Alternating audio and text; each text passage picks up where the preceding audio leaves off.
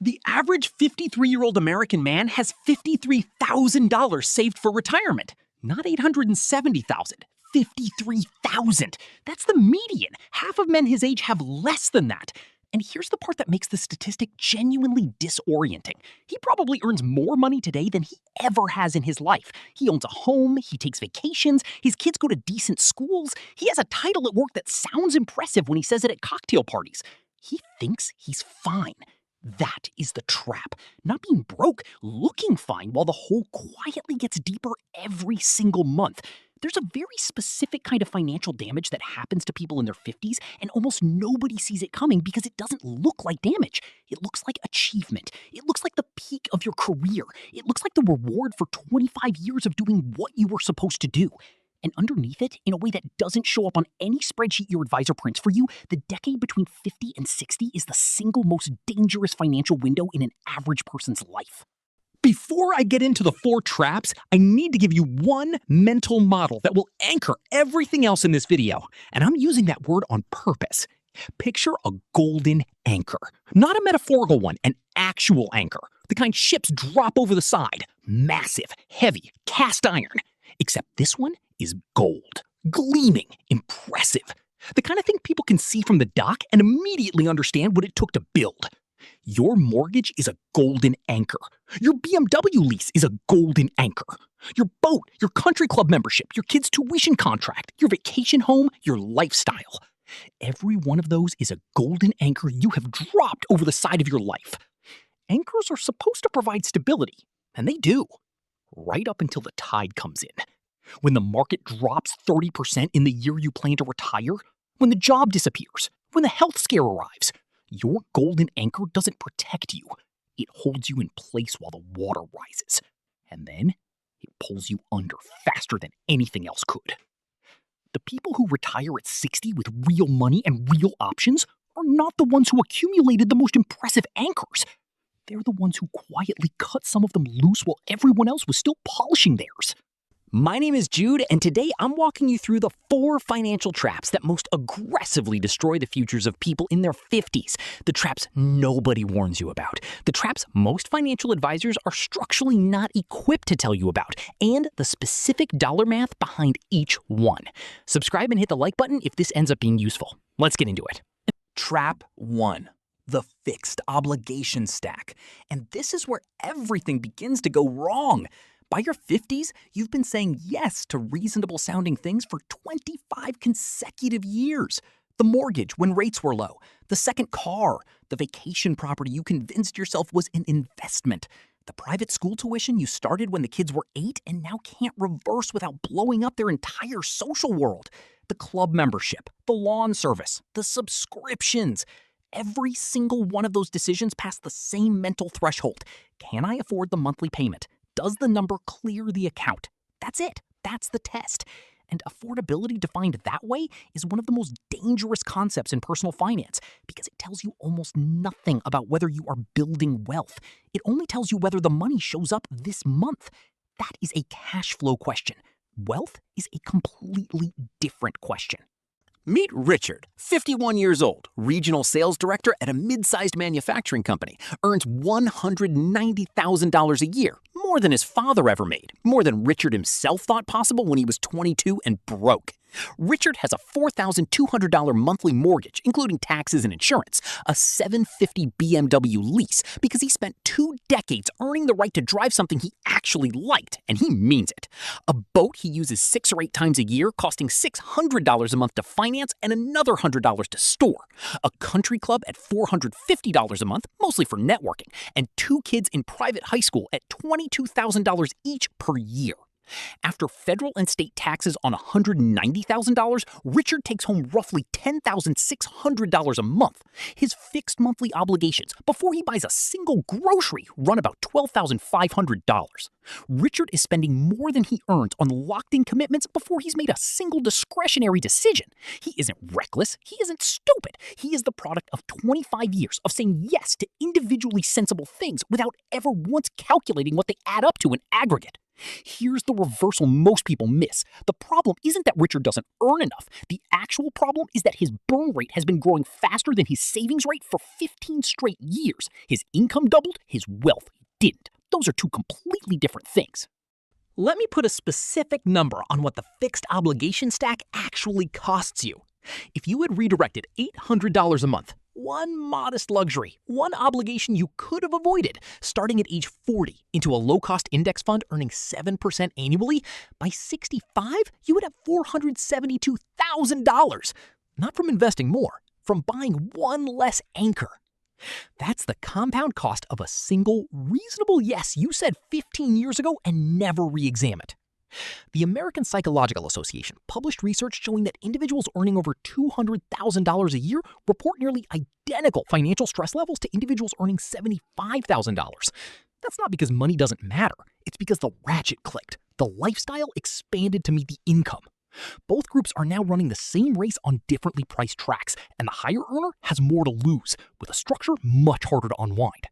Trap 2 is the one that turns a manageable situation into a permanent one, and I would bet fewer than 1 in 8 people watching this have actually modeled it against their own retirement plan. It's called sequence of returns risk. Here's how it works. Imagine you're 58 with $450,000 in your 401k. You plan to retire at 63. The market averages 7% per year over those 5 years, and you arrive at retirement with roughly $630,000. Clean and predictable. Now imagine a slightly different scenario. The market drops 35% in year 1 of your retirement. Then it recovers, and the following 19 years average 9%. The arithmetic average of your returns over the full 20-year retirement still looks fine on paper. But you've been withdrawing 4% every year. That's $25,000 while your portfolio is down 35%. You are selling shares at a 35% discount every single month during the exact window when your portfolio most needs to be intact to compound forward. You're locking in losses over and over at the worst possible time. Your money runs out around year 14 instead of year 25. Same average return. The order of the returns destroyed the outcome. In 2008, retirement accounts lost a median of 38%.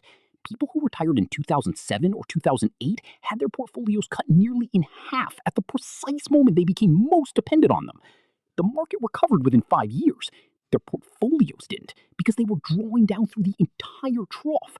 The sequence ate them, and almost none of them saw it coming. I want you to meet Gary. Gary is 54, successful by any reasonable definition. He's been with a major wealth management firm since he was 42. His advisor runs a standard 80-20 equity to bond allocation. Gary gets quarterly reports with charts he glances at and approves. He feels okay about his retirement. He knows he's not as far along as he'd like to be, but he trusts the process. Gary has $600,000 under management with this firm. His advisory fee is 1.2% annually. That's $7,200 a year. In dollar terms, which his statements never actually show him, they only show basis points, the difference between what Gary is paying and what he would pay at a comparable index fund charging 3 basis points, compounded over 15 years on a $600,000 portfolio growing at 7% annually, is approximately $182,000. $182,000! That is money that leaves Gary's future and arrives at the advisory firm in quarterly increments too small to trigger any emotional response. That's not a management fee. That's a golden anchor welded onto his return rate for the next 15 years. Gary's advisor has never once mentioned a Roth conversion strategy, which, executed correctly over Gary's next 6 to 8 years, could realistically save him $60,000 to $90,000 in tax liability during retirement. Gary's advisor knows about it. The incentive structure does not point in Gary's direction. That's not conspiracy thinking, that's systems thinking. Trap 3 is the one most financial plans don't price correctly. And I'm going to say this plainly. There are 3 things that hit people in their 50s simultaneously, and no financial plan I have ever seen actually accounts for all 3 of them at once. Individually, each one is manageable. Together, they are the reason "I'll figure it out" becomes "I'm not sure I can retire at all." The first, aging parents. The average age at which Americans begin providing financial support to an aging parent is 52. The average cost of assisted living in the United States right now is between $5,000 and $7,000 a month, depending on location. Medicare does not cover assisted living. If your parent has $70,000 saved, roughly the median for that generation, you have 10 to 14 months before the bill lands on you personally, every month, indefinitely. The second, college costs for adult children. The average annual cost of a 4-year private university is now approximately $62,000 per year, including tuition, room, board, and fees.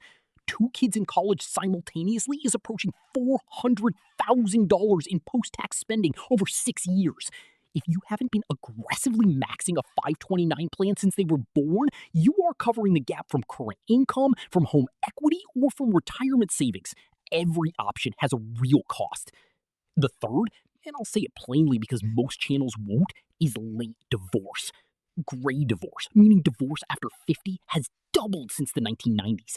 It now accounts for more than 1 in 4 divorces. The average documented net worth loss from a gray divorce is approximately 77%, not of an abstract number, of everything you built in a single proceeding. Gary's mother needed memory care last year, $6,200 a month. His mother had $85,000 saved. Gary is now covering $3,000 a month out of his own pocket on top of every other obligation he already had. Another golden anchor he did not see coming because nobody put it in his financial plan. So now you have Gary at 54. Advisory fees quietly compounding against him. Sequence of returns risk unmodeled in his plan. $3,000 a month going to his mother's care. His eldest starting college in 8 months. And a divorce proceeding about to split whatever he has left down the middle. This is not a dramatic story. This is what happens when normal-looking financial decisions stack up without anyone doing the math on all of them at the same time. Financial advisors are excellent at optimizing individual pieces, asset allocation, tax loss harvesting, rebalancing. They are rarely equipped, and often not structurally incentivized, to step back and say, you have 6 concurrent cash demands coming, your burn rate is unsustainable, your fee structure is eating your compounding, and your plan has no sequence risk protection. That conversation doesn't fit into a quarterly review, so it doesn't happen. Trap 4 is the one nobody wants to look at directly. By 50, most people have a fully developed identity. You are known as something. The managing director, the founding partner, the entrepreneur, the expert everyone calls. That identity earns real money and carries real social weight. And social weight, it turns out, is one of the most expensive things you will ever maintain. The neighborhood you live in signals your standing. The car in the driveway signals it. The club, the school, the watch, the vacation you mention in passing, every single one is a fee you pay to maintain the signal. And unlike an advisory fee, there is no disclosure document for this one. Nobody is legally required to show you the compound cost of a status signaling lifestyle over 20 years. The approval tax is invisible until you calculate it. And by then, you've been paying it for 2 decades. Let me tell you about 2 people who graduated from the same business school in 2001. Both went into finance. Both made roughly similar money through their 40s. By 52, both earned around $220,000 a year. Paul maintained what I'd call a prestige footprint. Correct suburb, correct car, private school, country club, the annual international family trip running $12,000 to $15,000 minimum. Paul looked successful by every conventional definition of the word.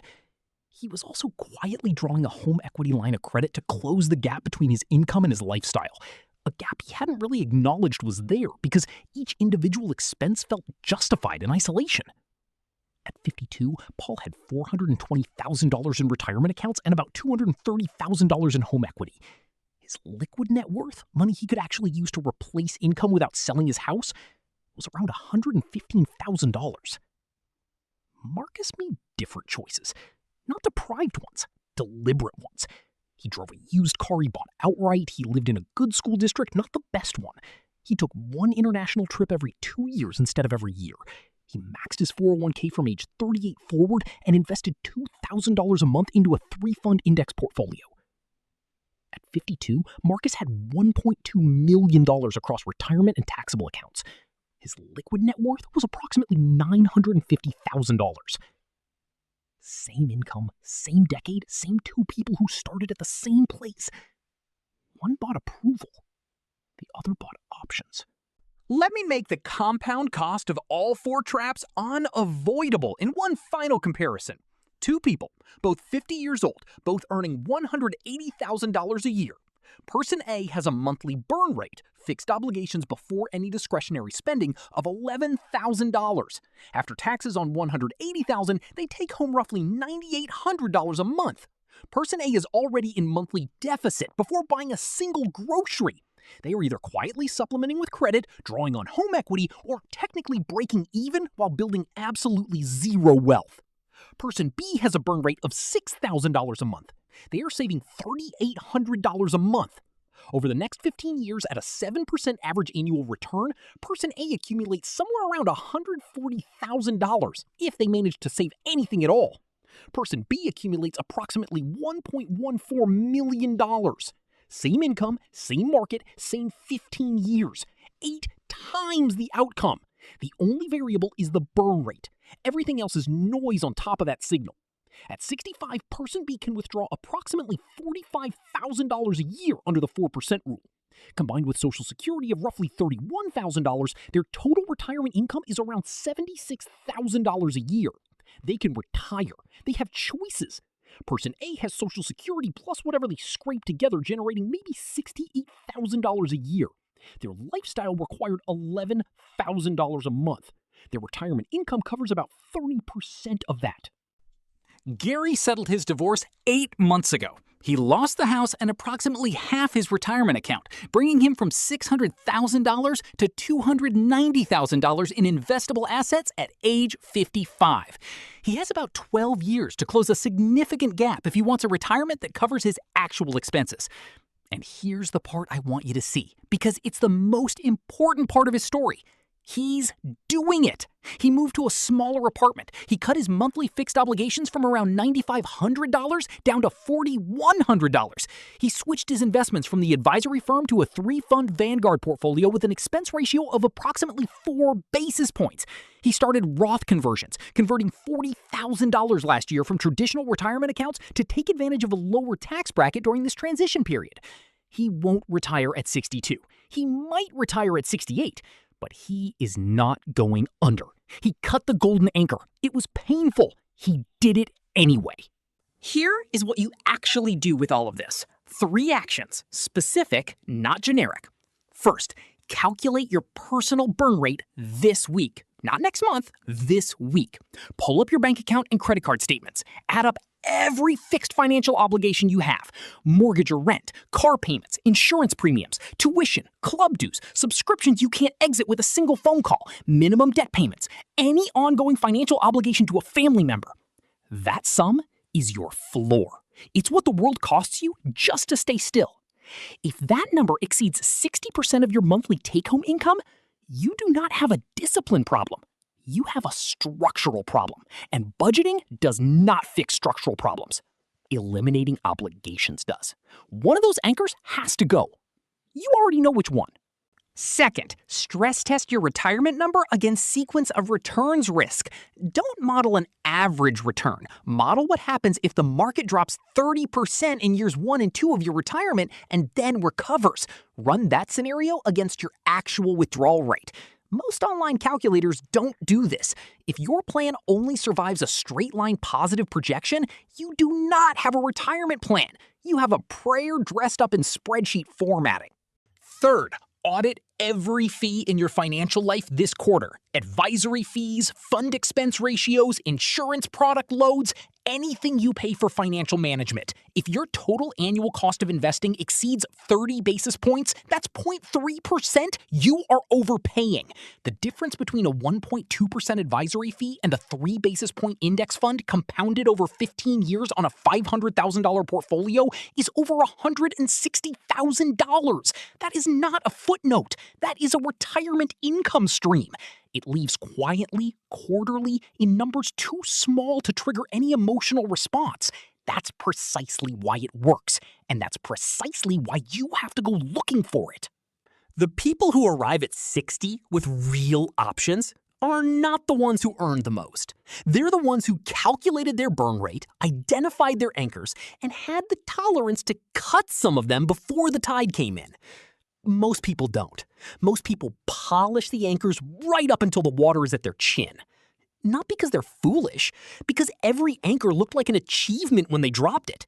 And achievements, psychologically, are extraordinarily difficult to reclassify as liabilities. That's the trap in its purest form. Not ignorance, not laziness, the collision between how something felt when you built it and what it's doing to you now.